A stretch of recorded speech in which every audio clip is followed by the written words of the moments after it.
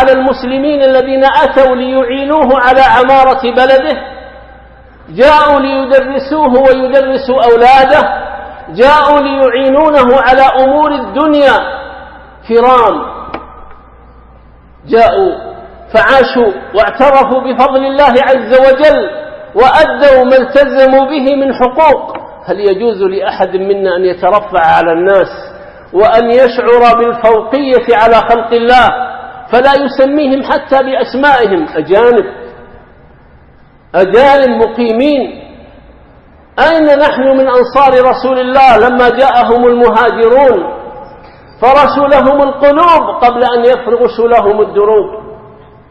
مدحهم الله فقال سبحانه وتعالى: والذين تبوأوا الدار والإيمان من قبلهم يحبون من هاجر إليهم ولا يجدون في صدورهم حاجة مما أوتوا ويؤثرون على أنفسهم ولو كان بهم خصاصة ومن يوق شح نفسه فأولئك هم المفلحون.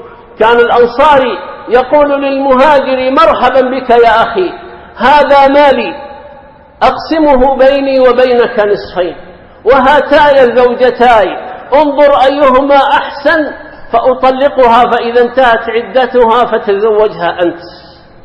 فيقول المهاجر للأنصاري: بارك الله لك في أهلك ومالك، لا والله دلني على السوق أشتغل وأعمل حتى أكسب.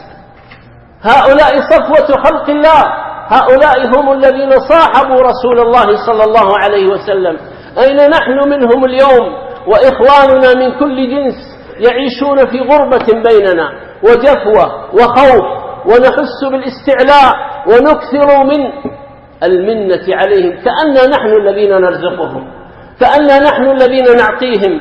العطاء بيد الله، الرزق بيد الله، والله لهم أولى بكثير من الخير الذي نحن فيه منا، فهم العاملون ونحن في أكثر الأوقات النائمون.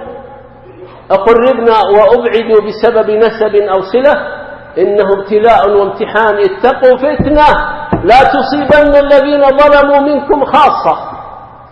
اسألوا الأجداد كم خرج من هذه البلاد إلى كل فج عميق ليكسبوا وليعملوا وليشتغلوا، ومنهم من لم يرجع إلى اليوم. هنحن أفضل منهم؟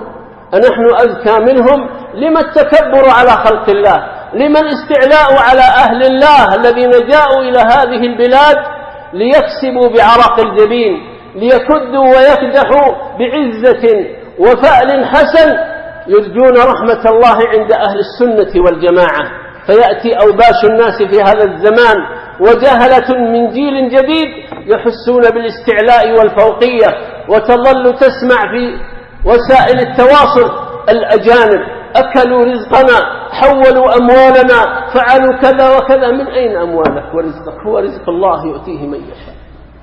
عباد الله، الأمر خطير، ونخشى أن ينتقم الله لهم منا فيجعلنا عندهم كما هم عندنا، فماذا سيفعلون؟ اللهم لا تغير علينا إلى سوء، ولا تؤاخذنا بما فعل السفهاء منا، عافيتك أوسع بنا.